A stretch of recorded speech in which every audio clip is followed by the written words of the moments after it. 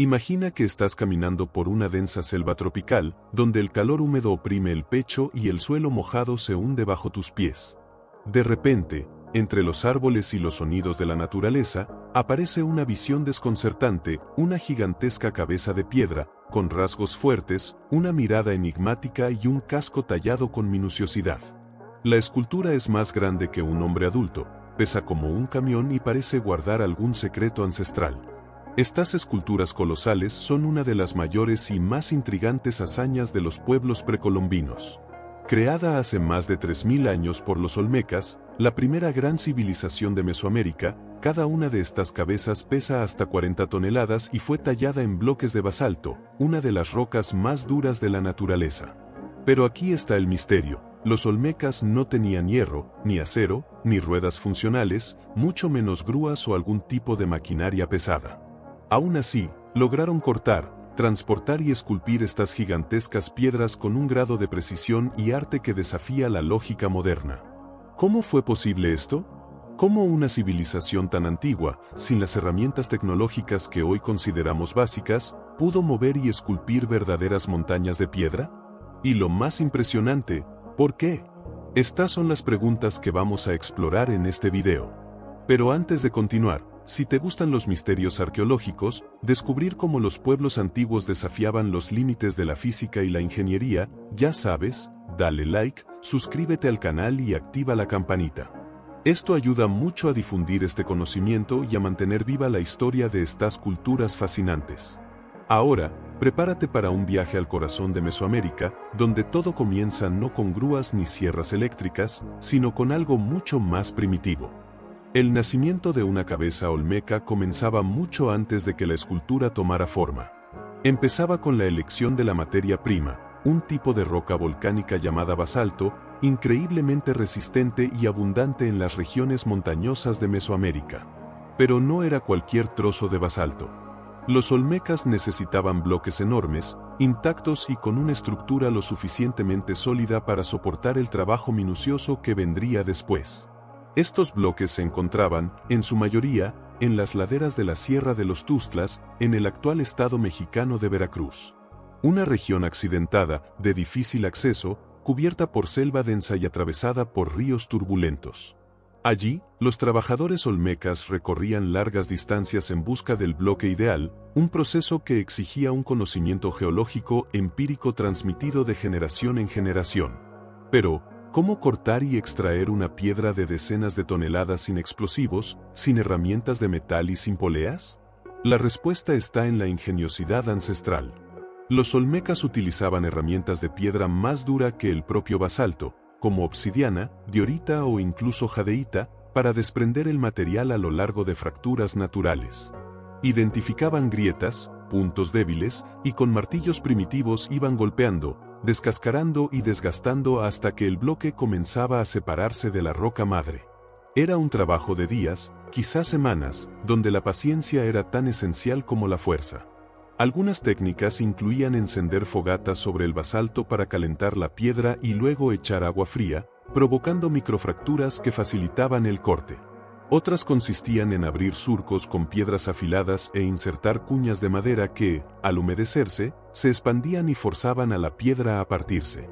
Todo este proceso ocurría sin escritura, sin cálculo matemático formal, solo con la observación atenta de la naturaleza y la repetición precisa de técnicas perfeccionadas a lo largo de siglos. Y cuando finalmente el bloque se liberaba de la montaña, el verdadero desafío apenas comenzaba. Había que transportarlo por kilómetros de selva cerrada, cruzar ríos, evitar lodazales, todo esto sin la ayuda de ruedas ni animales de carga. ¿Cómo mover una roca de 20 o 30 toneladas con las manos humanas? Esa es la pregunta que nos lleva al próximo capítulo. Cuando el bloque colosal finalmente se desprendía de la montaña, un nuevo obstáculo ocupaba la mente de los olmecas: llevar aquella enorme pieza hasta los lugares donde sería esculpida o expuesta, muchas veces a decenas, incluso cientos de kilómetros de distancia. Aquí no había ruedas, ni carruajes, ni tractores. Las teorías más aceptadas indican que los olmecas usaron una combinación de trineos de madera, rodillos de madera, principalmente, los ríos como sus principales rutas de transporte. En terrenos relativamente planos, es probable que el bloque se colocara sobre grandes troncos rodantes, como una especie de carretas naturales, que facilitaban el deslizamiento de la piedra sobre el suelo. Equipos de decenas, quizás cientos de personas, tiraban con cuerdas y empujaban con fuerza coordinada, moviendo la piedra lentamente. Pero la verdadera ruta de transporte pudo haber sido, en muchos casos, por los ríos de la región, como el poderoso río Papaloapan. Los olmecas aprovechaban las aguas para construir balsas de madera robustas, capaces de soportar el peso de las piedras, navegando con ellas hacia sus ciudades. Este método era fundamental, ya que los ríos permitían recorrer grandes distancias con menos esfuerzo, evitando el terreno muchas veces intransitable de la selva. Sin embargo, navegar con una carga tan pesada no era simple. Se necesitaba equilibrio, habilidad y mucho conocimiento para evitar que las balsas se hundieran o que la piedra resultara dañada. Además, para alcanzar los ríos, las piedras debían ser llevadas hasta las orillas por senderos improvisados, usando también rampas, palancas y mucha fuerza humana. Este sistema complejo, donde naturaleza, tecnología rudimentaria y esfuerzo colectivo se encontraban, demostraba una vez más la ingeniosidad de los olmecas. Y todo ese esfuerzo humano tenía un propósito mayor: dar forma a esas piedras colosales. Pero para eso, era necesario un elemento fundamental más: las herramientas adecuadas para esculpir, incluso sin metal. Después de tanto esfuerzo para cortar y transportar estas gigantescas piedras, llegaba el momento de transformar los bloques en bruto en obras de arte, las impresionantes cabezas olmecas. Pero había un detalle crucial: los olmecas no tenían acceso a herramientas de metal, como hierro o acero, tan comunes en civilizaciones posteriores. Entonces, ¿cómo lograban esculpir el basalto, una roca tan dura, con herramientas hechas básicamente de piedra, madera y otros materiales naturales? La respuesta está en el dominio de una combinación de técnicas y materiales cuidadosamente elegidos. Para las herramientas de impacto, los escultores usaban martillos y cinceles hechos de piedras más duras, como diorita, basalto resistente y obsidiana, una piedra volcánica extremadamente afilada, casi como una hoja natural. Con estas herramientas, golpeaban y descascaraban la superficie de la piedra, removiendo lentamente pequeños fragmentos y moldeando el relieve. Pero el trabajo no se hacía solo a martillazos. Para las áreas más delicadas y detalles más finos, como los rasgos del rostro, ojos y casco, utilizaban técnicas de abrasión, puliendo las superficies con arena fina y agua, creando texturas suaves y acabados precisos. Además, la combinación de golpes repetitivos, abrasión natural y extrema paciencia permitía que la escultura fuera tomando forma gradualmente, a pesar de la dureza del material. Es importante recordar que todo este proceso se hacía con enorme cuidado, porque cualquier error, una lasca equivocada o una fisura inesperada, podía comprometer todo el trabajo, desperdiciando semanas o meses de esfuerzo colectivo.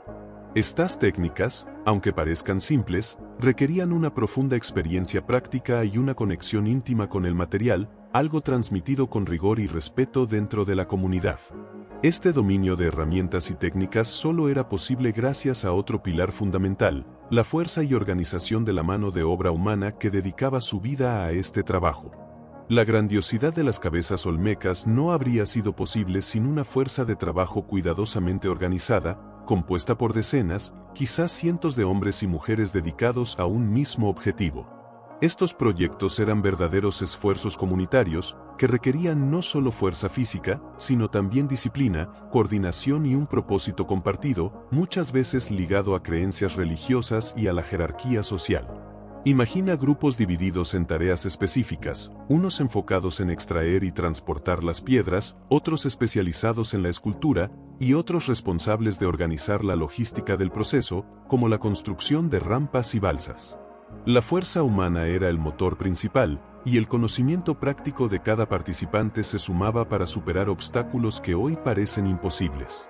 Además, el trabajo no era aleatorio, sino dirigido por líderes o sacerdotes, quienes veían en esas cabezas símbolos de poder, protección y conexión con los dioses.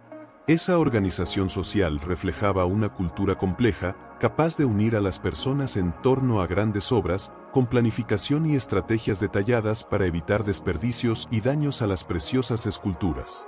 Sin la cooperación intensa y el esfuerzo colectivo de una comunidad dedicada, ningún grúa, máquina o tecnología moderna habría hecho la diferencia. Y con la fuerza humana movilizada, el proceso artístico cobraba vida. El bloque en bruto comenzaba a transformarse en rostros llenos de expresión e historia. Pero, ¿cómo, exactamente, ocurría ese proceso de escultura? Con la piedra ya en el lugar correcto y los equipos organizados, comenzaba el trabajo que daría vida a las cabezas gigantes. El proceso de escultura no era solo físico, sino también profundamente simbólico y ritualístico. Cada golpe, cada fragmento desprendido, representaba un paso en la materialización del poder y la identidad de un pueblo. Los escultores iniciaban el trabajo marcando los contornos básicos de la cabeza, una especie de boceto en bajorrelieve, utilizando herramientas de piedra para trazar y definir la forma general, el rostro, el cuello, el casco. Este dibujo inicial era esencial para asegurar que las proporciones fueran correctas, ya que la simetría y el equilibrio eran elementos fundamentales en la estética olmeca. A partir de ahí, comenzaba la modelación de los detalles, los ojos profundos y expresivos, la nariz ancha, la boca cerrada que parecía guardar secretos, y principalmente los cascos, que frecuentemente mostraban símbolos ligados a guerreros o incluso a la tradición del juego de pelota, un deporte ceremonial de la época. Cada cabeza era única, sugiriendo que no eran meras representaciones genéricas, sino posiblemente retratos de líderes o personajes importantes de la sociedad olmeca. Para lograr esa precisión, los escultores usaban una paciencia extrema y técnicas de abrasión con arena y agua para suavizar las superficies y crear texturas diferenciadas. El proceso podía durar meses, dependiendo del tamaño y la complejidad de la pieza. Al final, algunas cabezas eran pulidas, recibiendo una superficie más lisa, lo que podía ayudar en la preservación o incluso en algún tipo de acabado estético que la historia aún no ha revelado completamente. Esta escultura monumental, hecha sin las tecnologías que hoy consideramos esenciales, es una prueba impresionante de la capacidad creativa y técnica de los olmecas. Pero, al final, ¿cuál es el significado de estas cabezas? ¿Por qué dedicaban tanto esfuerzo para crear estas estatuas monumentales? La respuesta está en el poder simbólico de estas obras, y eso es lo que vamos a explorar ahora mientras cerramos nuestro viaje. A lo largo de este viaje, hemos visto cómo los olmecas, sin máquinas, sin metal, sin ruedas, lograron una hazaña monumental: cortar, transportar y esculpir bloques de piedra gigantescos, creando las emblemáticas cabezas colosales que hasta hoy nos fascinan. Más que simples esculturas, estas cabezas representan el poder, la identidad y la espiritualidad de un pueblo que dominaba no solo la fuerza física, sino también el conocimiento práctico y la organización social. Son testimonios silenciosos de la ingeniosidad humana, de la capacidad para transformar limitaciones tecnológicas en desafíos superados con creatividad, planificación y trabajo colectivo. Aún queda mucho por descubrir sobre los olmecas y el significado exacto de estas obras. ¿Serán retratos de líderes? ¿Símbolos de dioses? ¿Guardianes de territorios? Quizá todos estos misterios sigan esperando bajo la selva. Pero lo que podemos afirmar con certeza es que, incluso hoy, estas cabezas nos inspiran a mirar al pasado con admiración, respeto y una profunda curiosidad. Si te gustó este viaje por la historia y quieres seguir descubriendo los misterios de las antiguas civilizaciones, no olvides suscribirte al canal, dejar tu like y compartir este video.